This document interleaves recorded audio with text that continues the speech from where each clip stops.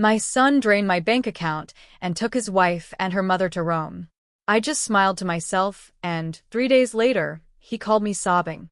Mom, what did you do? My retribution was complete. The day I needed to breathe the most was the very day my son took every single dollar without even leaving a note. Eleanor Ellie Price froze for a long time. She sat on her old worn cloth armchair, the same one she bought when Jackson turned 7, using the first decent paycheck she earned cleaning homes in the Hollywood Hills.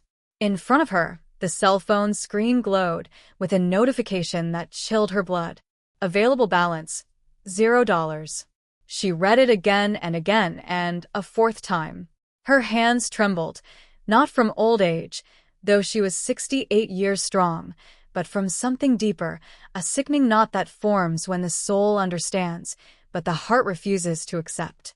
She called the bank. A robot answered. Then a human representative tried to ask questions. They told her the movements had been made online, wire transfers for large amounts totaling over $80,000. It was her entire life's work, her savings, her security, her only safety net. And where did the money go? She asked, her voice broken, as if she knew the answer, but needed to hear it from someone else. It was all transferred to an account in the name of Jackson Arthur Price. Ma'am, the executive replied indifferently. Do you want to file a fraud report? Ellie didn't respond. She hung up without saying a word. Silence filled the house. The only sounds were the ticking of the clock in the kitchen and the buzz of a dying fluorescent light bulb.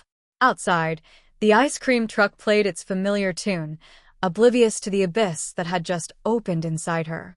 Then the landline rang, the old phone she kept out of habit. Hello, she said, her voice flat. Ellie, honey, did you see your Jackson's Instagram? It was the excited voice of Doris, her longtime neighbor. He's in Rome, child, eating fancy food with his wife and mother-in-law. Lord, what a life they live. They look like movie stars. Ellie swallowed hard. Her soul seemed to leave her body for an instant. She walked slowly to her room, opened the drawer where she kept her old smartphone, and searched for her son's profile. She wasn't big on social media, but she followed him from a distance like someone peering through a window at a life that no longer belonged to them.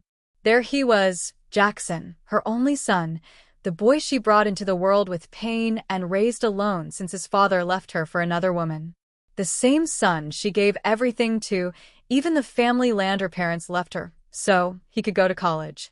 He was smiling, a glass in hand, dressed in a crisp white shirt, embracing Tanya, his wife, and Rhonda, the mother-in-law who always looked down her nose at Ellie. The photo caption read, Rome, my new beginning. I deserve this. And in the comments, Tanya had written, good things come to those who wait. Thanks for everything, mama-in-law. With a money emoji. Ellie didn't cry. She didn't scream or break anything. She just stood there holding the phone like a burning brick. Then, without anyone to notice, she smiled.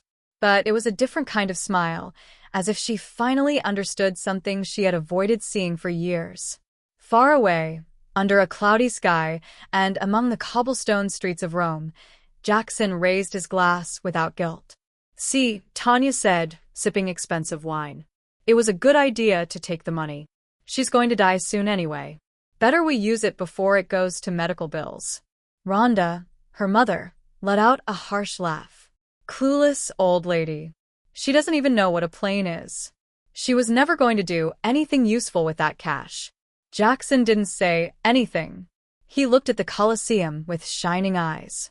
But something was churning inside him, but he kept quiet, just as he had learned to do since he was a boy and was hungry. And his mother would tell him, hold on, baby. We'll have it too.